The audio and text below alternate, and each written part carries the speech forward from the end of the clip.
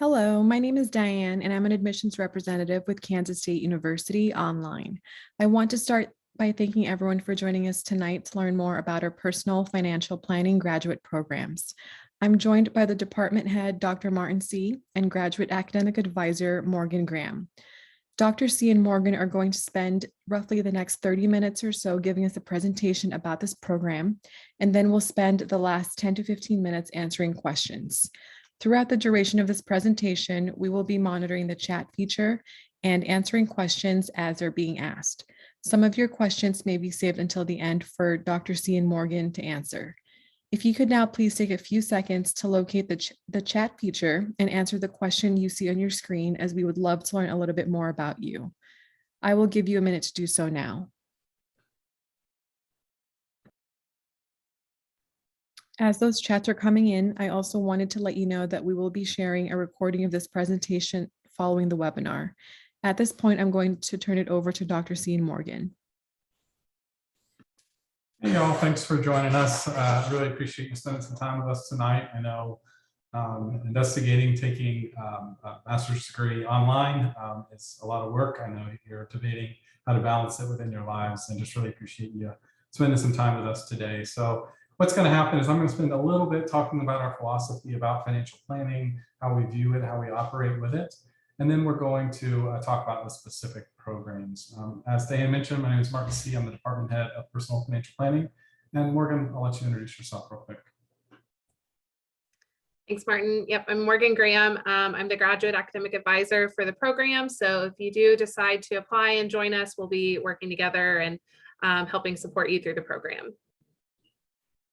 Awesome, thanks. And the great thing about our program is you'd have Morgan, and she'd help you with the application, she'd help you with admissions, and then she would be your advisor throughout. So you're with one person as you go throughout the whole process. So a little bit about financial planning. So one of the things that we like to think about is, what if you were trying to design the perfect profession? What would be the characteristics that would be important to you as you're designing this profession and figuring out what's right for you? And some of the things that I know speak to me is, with my profession, I want to have the opportunity to help people. I want to have the opportunity to impact my community, leave things a little bit better than I found them, help people meet their goals. And so that'd be a great profession if you can do that. And then, it'd be really cool if you could do that and also have a high income potential, right? So you're helping people, but you're also able to provide for yourself and your families. And so if that were to exist, high income, and you're helping the community, it'd be really awesome if that job was flexible, right? Where you're going to have the opportunity to go home, you're going to have the opportunity to be the proverbial soccer dad, which I'm starting to become coaching the soccer team. It'd be awesome if you could do that. And then really the last thing is, man, if this opportunity existed, you're impacting the community, you're earning an income to support your family, you have that flexibility.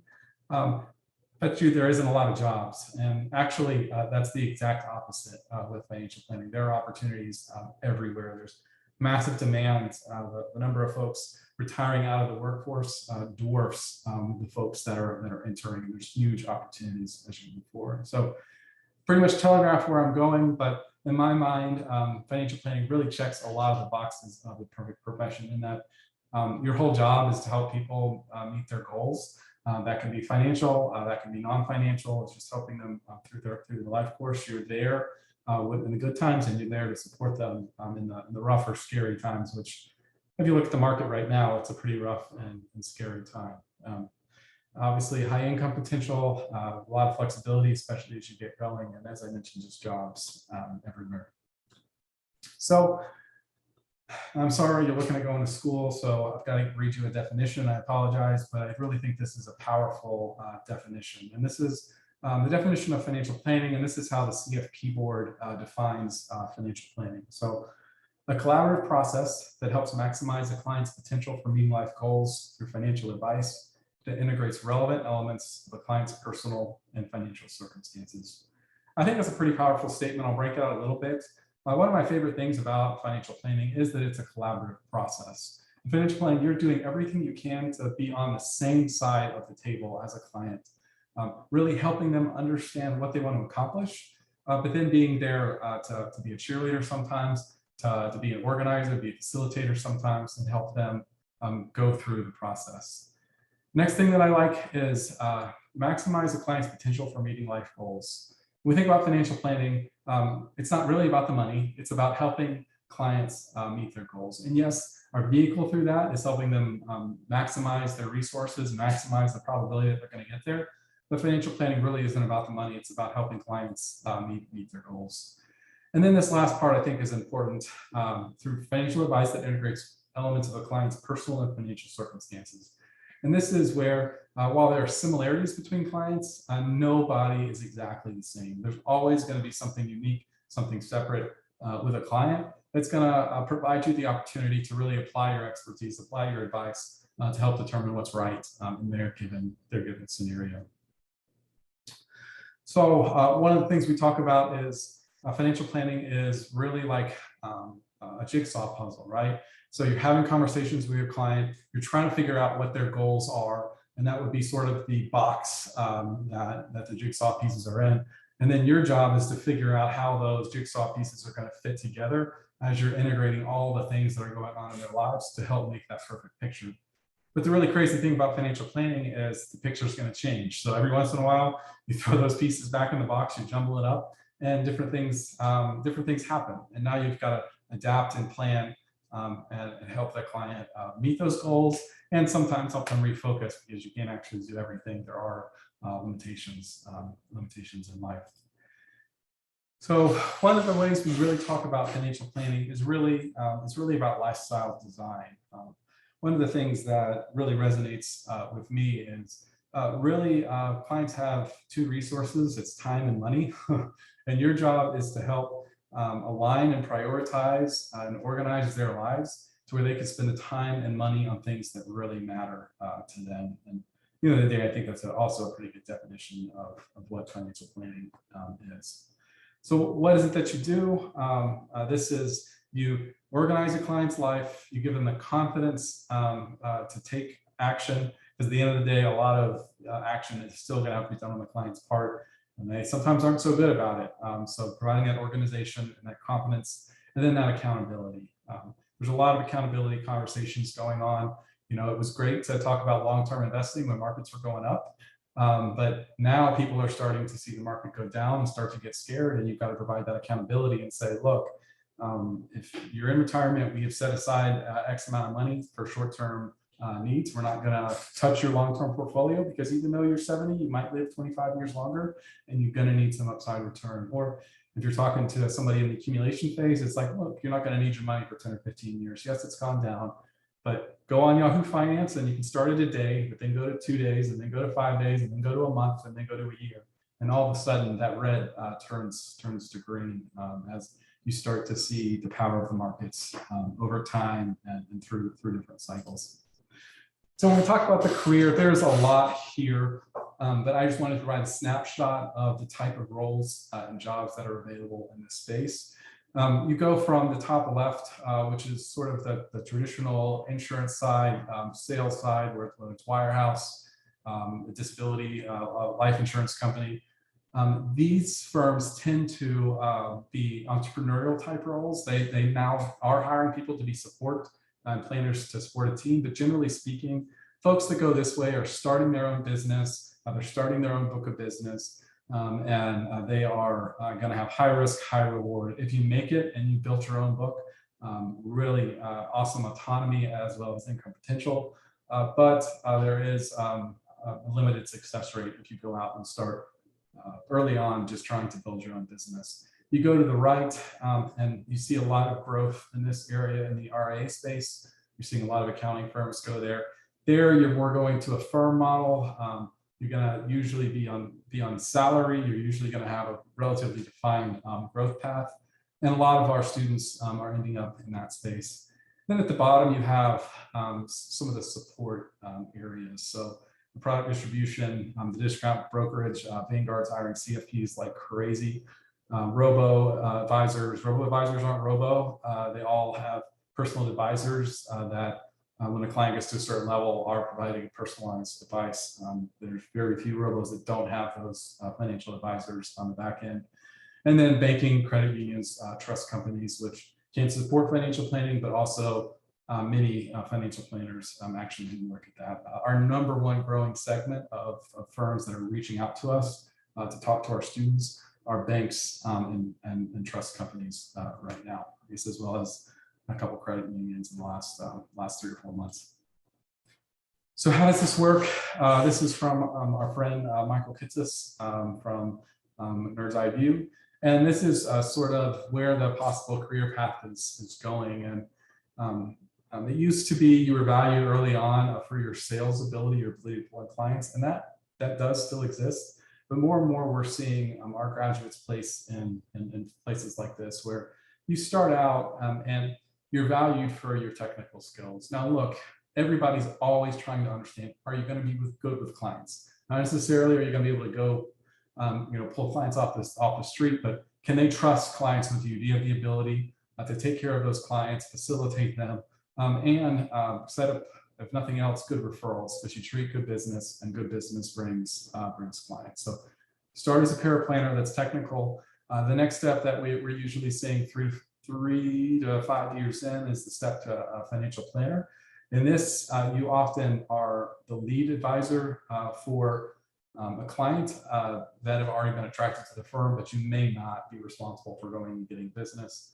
The next step would be senior advisor type role. And now you're really generating business as your job. It's to go out, create good connections in the community, and pull in clients. And then lastly would be the partner track, which if you get there, you go from really being a planner serving clients to all of a sudden now you're starting to run a business and trying to help other advisors and other planners serve their clients. So what does that look like? This is from 2017, so a little bit old, but relatively consistent. I would say in the last 6 months to a year, salaries have really jumped. It's been a good time to be a financial planner. As I mentioned, huge demand and very limited supply of really quality talent folks to go do it. But these numbers do line up with what we're seeing out of our bachelor's program. Coming out of the master's program, you'd probably be in a different place. But the paraplanners, you see the average paraplanner, junior advisor, 4 years of experience, about $65,000 of average compensation. Service advisors, which is the one that are managing business, but maybe not going out and getting business, 8 years of experience and $94,000. Lead advisor, average experience is 18 and salaries up to 165. And then the practicing practice owner, practicing partner would be 20 plus years, and then it kind of really jumps. One of the things you'll see here is you look at percent of compensation tied to incentives or bonuses, and that starts to go up as more and more of your responsibility comes from bringing new clients to your firm. And sales is sometimes a dirty word, but any advisor that can't attract clients and get them to follow their advice is going to fail. So however you want to call it, some people don't like to call it sales, but you have to be able to pull clients and service them well, get them to follow your advice. And there's a lot of parallels to the counseling side and the sales side, getting people to follow your advice. So when we look at K-State, here are our programs. We actually have 5 programs. We're going to talk about 4 today. So we have the Personal Financial Planning Graduate Certificate. This is a track that is built exclusively to meet the requirements for the CFP exam. It's 6 classes, 18 hours. The second is the Financial Therapy Graduate Certificate. So this is a graduate certificate really designed around the growing area of financial therapy. I think of it as a combination of economics, psychology, and marriage and family therapy. And in fact, if you take that, there'll be several marriage and family therapists that will teach you. And so many parallels between mediating conflict and moving to action in the counseling realm as there is in the financial planning realm. The Advanced Planning Graduate Certificate is 4 hours, it's 4 classes of 12 hours as well. And this is designed to serve existing CFP practitioners that maybe want to push their technical knowledge forward. It's really interesting when you take the CFP classes, there's so much content that's required to pass the exam. You actually don't get to a ton of case scenarios, applied things, more complex scenarios. We're going to work with clients. And so with that, what we're trying to do is, hey, you've got the base knowledge from the CFP. but let's get into real life case scenarios application that we simply just don't have the time to do with the CFP content. So that all can wrap up into a master's degree. Our master's degree, you can choose 2 of those certificates, and that would wrap up, and that is a 10-hour degree. And then we have the doctoral degree. We're not going to talk a ton about that today. We will have a webinar in the fall designed specifically for that. If you're interested in the doctoral program, I would answer questions if you have them today. But that is really a research degree. You go from the applied practitioner degrees to the PhD is really going to be learning how to research statistics, economic theory, psychological theory, things like that. So when we talk about financial therapy certificate, I love this. It's client-centered training that helps you better serve their needs. So this is really helping you understand what's going on in your client's head. Why are they acting the way they do? What are their money scripts? Why aren't they moving forward? And then helps you understand in really applied scenarios how you can interact with a client. You know, one of the knocks, behavioral finance is great, but behavioral finance largely just tells you why people do stupid things, but it doesn't tell you, besides manipulating them, how to make them recognize that maybe something isn't ideal and how you can move them to a better component. And that's really where financial therapy comes in. Is not only do you observe or understand the biases that people have, but you now understand how to intervene, work with them, and move them forward. So insight into client psychology and individuals' perspectives on money. And once again, it's all about those practical insights and techniques. The advanced financial planning, once again, this is helping you better targeted technical content to better evaluate and determine appropriate recommendations for clients. So this is going to be an advanced estate planning, advanced retirement planning, advanced tax, and then a practice management class. Once again, this is meant to build on the CFP, more complex scenarios. A lot of case scenarios and applied work in that class. So with that, Morgan, I'm going to turn it over to you to talk about why K-State. Yeah, thanks, Martin. Yeah, so K-State, there's really just a lot here that that's really just going to make hopefully this program just. Sorry, my fingers got out of the way. All right, so why K-State? So first and foremost, you've got some, committed faculty that are just really just so knowledgeable in their field, but also committed to you as students, making themselves available to you. It is, it's an online program, but still designed in a way that you feel that that your instructors are accessible to you and are committed to your growth and to your success. Student support, it's going to start, really now, as you're looking at the application, you're interacting with Diane currently, you're interacting with me as your advisor, and that's going to continue through as you're working on your degree. So, we're not just going to see you right at the beginning and right at the end of graduation, but we're really going to be supporting you all the way through. That's going to come from me as your academic advisor. It's going to come from your instructors, as well as, your other students in the program. So you see the students are moving through the program in a cohort. So as you're working through your classes, you're really given opportunities to connect with the students that are, working through this content with you, opportunities to work together, grow together, support each other as you're moving through these courses. In terms of the design of the courses, they're really intended to be available to students who are working full time. So you've got jobs, you've got lives, you've got a lot going on. And these classes are really designed in a way that will hopefully, just slide right into that with you and, be really available to you. So each of the courses are 8 weeks long, and they're designed to be taken 2 courses per semester, but only 1 at a time. So they are a little bit quicker. They're a little more accelerated, but you've got 1 course for 8 weeks. You're going to get a week-long break in between that, and then you're going to work on your next course after that. So you're still coming away with 6 graduate credits per semester.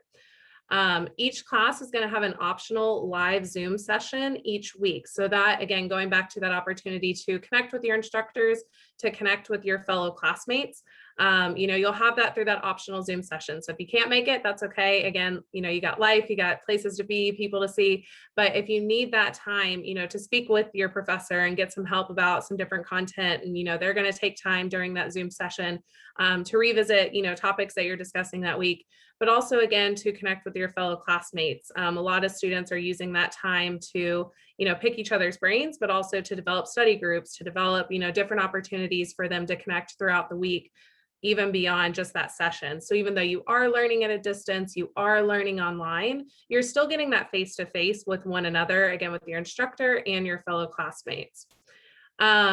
The program does meet the educational requirements to sit for the CFP exam. So if you're not a CFP professional just yet, but that is your goal, those 18 credits, those 6 courses that Martin was describing earlier, those are going to make you eligible for the CFP exam. So once you wrap those up, you're going to be eligible to sit for the exam. It's offered 3 times a year, and that'll be available to you once you finish those 6 courses. Excuse me, KSU is also an educational partner with AFCPE. So if you've got some goals there around certification as well, this is going to be a path that you can take that's going to make you eligible to pursue that. So there's really a lot of opportunities within the program. I think I mentioned this before, but I did my master's through K-State. It's really an exceptional institution with a lot of support and resources available to you.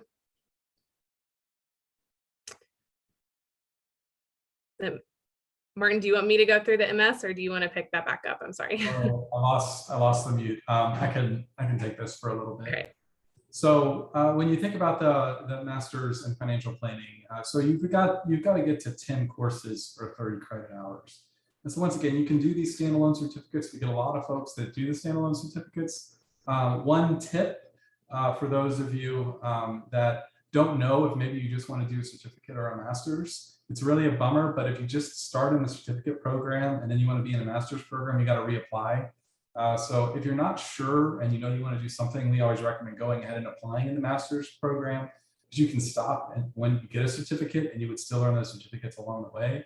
But just a little bit of a tip, if you're not sure what you want to do, I would recommend applying to the master's program. You can stop, but it's just a little bit of a pain if you do it the other way around. So once again, these certificates, the first one is the PFP graduate certificate. It's the core CFP content. It's insurance, retirement, investments, tax, estate planning, and case studies. When you're starting the PF, if you just want to do the standalone graduate content, ideally you are starting either at the beginning of the fall or the beginning of the spring. With the other certificates, we're a lot more flexible. But if you just want the CFP content, we really recommend you start at the beginning of a semester. So you either start with insurance or you start with investments.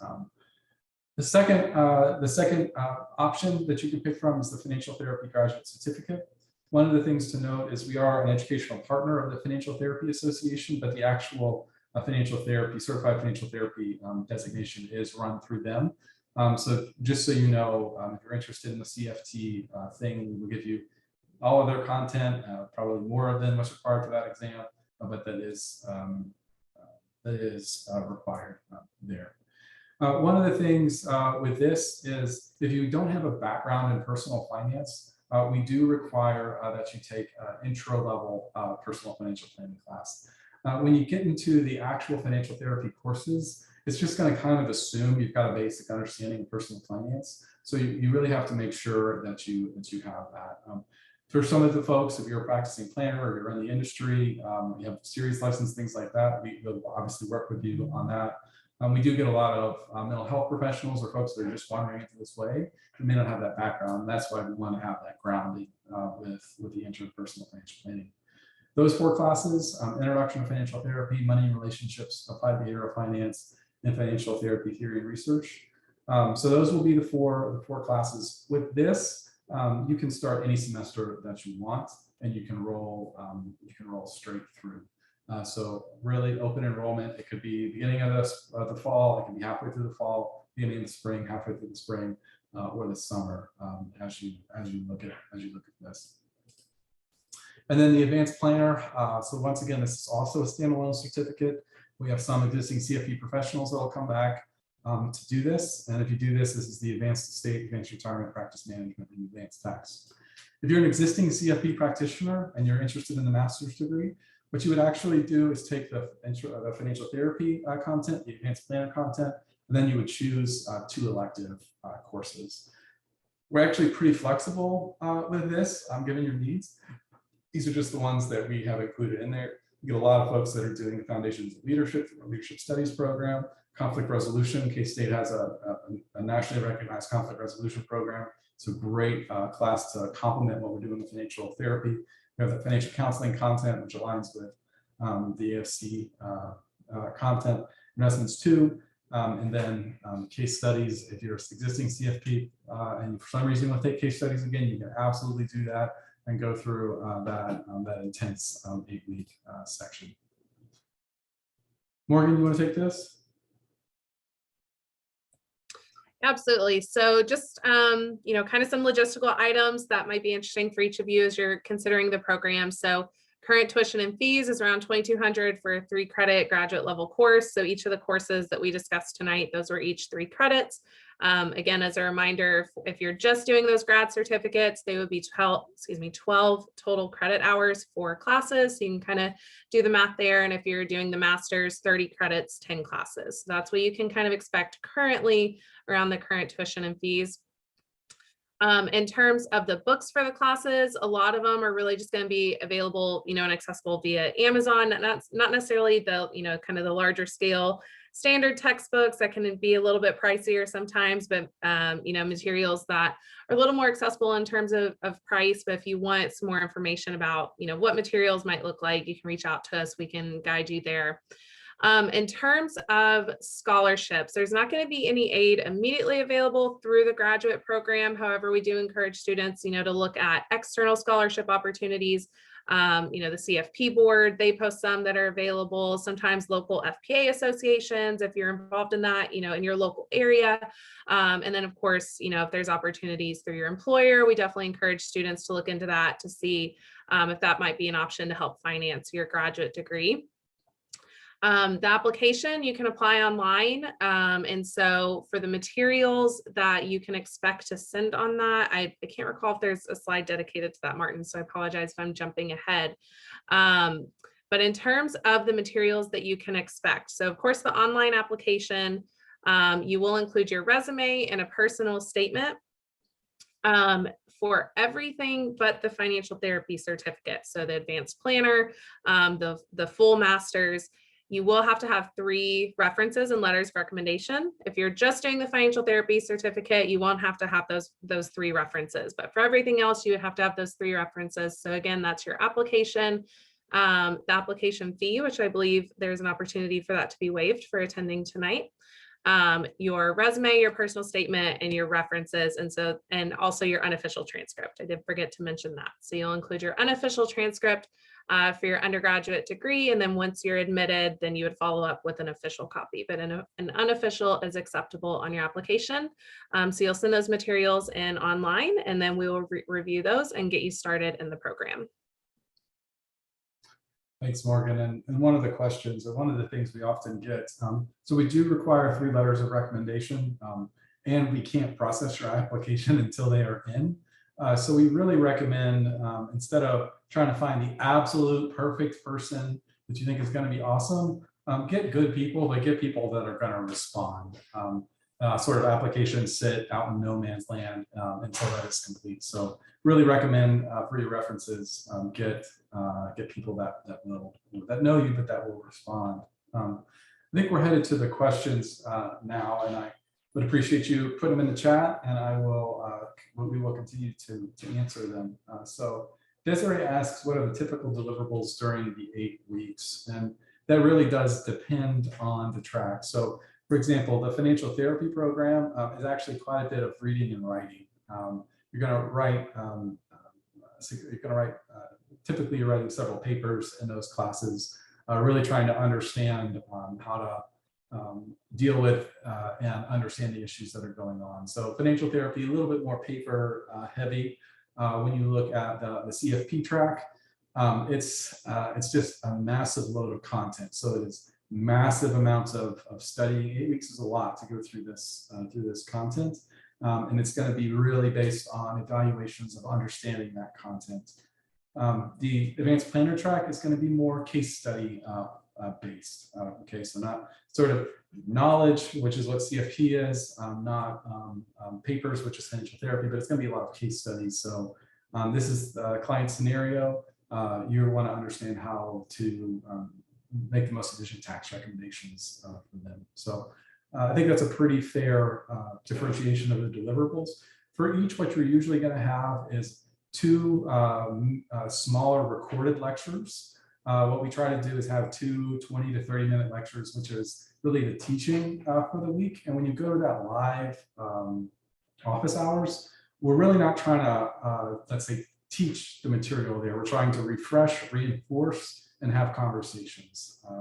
So the folks that do best are able to review the content before that live meeting and use that live meeting for conversations, practice examples, things like that.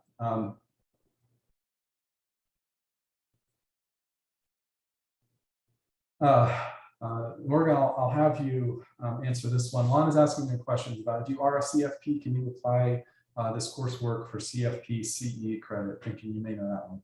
Mm-hmm. Yeah. So the courses themselves are not actually, to my knowledge, registered as a CE sponsor. However, there is an opportunity for university level, for graduate level coursework to be self-reported to CFP board for CE credit. So you would facilitate that directly with the board. But because the classes, do have elements of the CFP principal knowledge topics that, that are assessed on the exam that you're doing a registered program, which is what we discussed with the certificate, but also required for your CE. You could facilitate that directly with CFP board to have those submitted towards your CE requirements. Morgan, Lana asked another question. I would be more likely to know this, but it's slipping my brain. Have you looked at what the CFP pass rates are? For these programs, I do not know those specifically off the top of my head. That data is made available to our program, and so would be happy to follow up with you on that, Lana, but don't have it immediately available, and I wouldn't want to tell you the wrong information. So we can follow up with you on that. Yeah, Lana, I apologize. I did know that by heart about a year and a half ago, and it slipped. We are, so typical pass rates for the CFP exam go between 63 and 66%, maybe it's 62 and 66%. My recollection is we're 72-ish percent, 70 to 72-ish. One of the things to think about is it's really all about how much time you put in. So when you take these courses, you're really going to get an exposure. And in our program, you're going to have an instructor to talk you through. The reality is that you have to study for 200 hours to pass this exam. So don't think you're just going to take the courses and walk through that. Carrie asked, if I don't go for the CFP, can I still do the job after I get a master's degree? And then what's the difference between the CFA and CFP? So absolutely, there's a ton of jobs out there in this space, and having this background would make you competitive. One of the things to remember about the CFP is it's not required to practice. It's sort of a mark of excellence. So there will be a lot of firms that are interested in that. That said, being eligible for the exam is worth a pot of gold if you have that on your resume and you're looking for a job. So I think it all depends on your path, but Carrie, either way, you would get the base knowledge for the industry. And then the major differences between the CFA and CFP. So the CFA is sort of going to be your investment nerd. They're going to know everything about how to analyze a company, determine the stock value, develop a portfolio. They're going to be really, really strong on investments. And so you almost think of the CFA as sort of a specialist. The CFP, I would think of that more as a quarterback. You know enough about everything, but you also know how to partner with the accountant and make sure, as they're doing taxes, that you pointed out the things that are important. Or for estate planning, you will oftentimes draw up a shadow plan for what the estate plan should be. You can't practice law, so the estate planner will actually, the lawyer will draft it, but you'll have an understanding about shaping it and evaluating those plans. Same things, some financial planners sell insurance, some don't, but either way, you're doing that insurance analysis to understand what's required and what's needed within that scenario. So Carrie, if you want to be in investment management, the CFA, if you want to do financial planning more well-rounded, typically CFPs are more client-facing. There are client-facing CFAs, but a lot of CFAs are sort of behind the scene doing that. Hey, Martin, can I just jump back in real quick, going back to the pass rate because I did pull up that data that CFP board makes available. So the cumulative pass rate for the master's program is 77% compared to the national pass rate within that same time period of 63%. So the program at 77, the national pass rate at 63. So it's pretty significantly over. Well, I like it when I underestimate. So thanks for looking that up, Morgan. Yeah, no problem.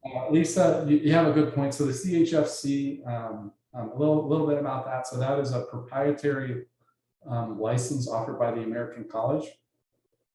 So one of the things to think about the CFP is it's sort of an independent company. It's got educational providers everywhere, and everybody has to take the crazy exam, as Lisa mentions. CHFC is just with the American College, and it's based off of course completion. And I think last time I checked, it's 2 courses more than the CFP. A great designation. A lot of people use it. There's a really good article if you're interested in the both that Kitsis wrote about how to evaluate the CFP versus the CHFC. I'm probably biased. I am on a CFP board, but I think that the CFP does carry more market value and will continue to moving forward. But the CHFC is definitely a great designation that a lot of folks have. A lot of great content coming from the American College. Mark asks, does any of the course content cover alternative emerging investments or asset classes such as cryptocurrency? Mark, no, we don't have that specialized investment focus in our program. So we won't have that focus, our focus there. If you do take the investments 2 class as an elective, you will get into more portfolio management. So I mean, when you look at financial planning, a lot of what we do isn't about driving the highest investment return from investments. A lot of planners are actually avoiding or mitigating risk. They just want to follow the market. But there's a lot of opportunities based off of portfolio composition, based off of asset allocation, based off of tax efficiency, where things are located, to drive a lot of return for your investments. And that's more of what we focus on than necessarily how to drive that in a pure investment form, that extra return. So I hope that's helpful, Mark. Desiree, thanks for the correction. The CHFC is one more course. Let's see. I think I caught all the questions. Morgan, what's on your mind? Yeah, I think we got all of them, but if y'all have any follow-up questions, our contact information will be up in just a moment. So if you want to know more about the program, if you're thinking about it later night, tomorrow morning, and some questions pop up, please reach out because I'm happy to answer those questions. Diane is really helpful as well. We're both happy to answer questions and just really find out if this is going to be a good fit for you, and then go ahead and get you started. One thing that we can also do, as you're kind of looking at the courses and weighing, all right, what does this timeline look like? How is this going to kind of fit in with my plans and my life? We're more than happy to, or myself especially, happy to get on a call with you, maybe look at even a sample graduation plan so you can really see what is this timeline going to look like? What classes am I going to take? How's that going to line up with maybe tax season is busy for you, maybe summer, you've got different things going on, whatever that may be, but happy to look at those classes and kind of get a plan set in place for you. We're all planners here, so it always, kind of helps to see that written down. But please just reach out with any questions and, let us know how we can support you and hopefully get you going through the program and help you meet your goals. Yeah, Morgan, I think you got it. We're just here to help. If you have questions, truth be told, we have conversations with some folks and we determine, hey, a different program is right for them. So we're just here to help. We've thankfully have a little bit of experience and insight into both the industry and to sort of the other educational programs over there. And we really do just want you to be successful in what you do. And there are good programs out there. The last question that I have from Carrie, and then I think we can wrap up. She asked if there are job opportunities with financial therapy certificate. So there are planners, there are folks that are practicing financial therapy in isolation. but not a ton of opportunities or jobs there. Mostly what we're seeing with that is it's a complementary skill. It's sort of making you better as a planner or a counselor, could be a coach along those lines. So very few jobs where that is sort of the main focus. But if you were to go around and ask pretty much any advisor, they would say the planning is often the easy part. Knowing the right thing to do is sometimes really easy to get to, but understanding why or why not the client's doing that and getting into action is really where the hard work comes in. And that's what that is driven to focus on. So I hope that's helpful, Carrie. But with that, thank you so much. Really appreciate your time. As I mentioned, please email us. I will go to this slide here. If you have any questions, thoughts, concerns, we are here to help. And with that, Diane, I'll turn it back to you. Yeah, and I want to thank you, Dr. C and Morgan as well for that wonderful presentation. And thank you everyone for joining us here tonight. If you are ready to apply, please visit our website at online.ksu.edu and select how to apply for detailed instructions. As a reminder, everyone who has registered for this webinar will be receiving a recording via email as soon as it's available. Finally, if you have any additional questions we didn't cover tonight, please don't hesitate to reach out. We also want to be sure to let everyone know that we do have application fee waivers available for those applying to the master's degree for the fall semester specifically. So feel free to reach out to us at online@ksu.edu when you are ready to apply, and we would be happy to provide you with a code. Thanks again and have a great night.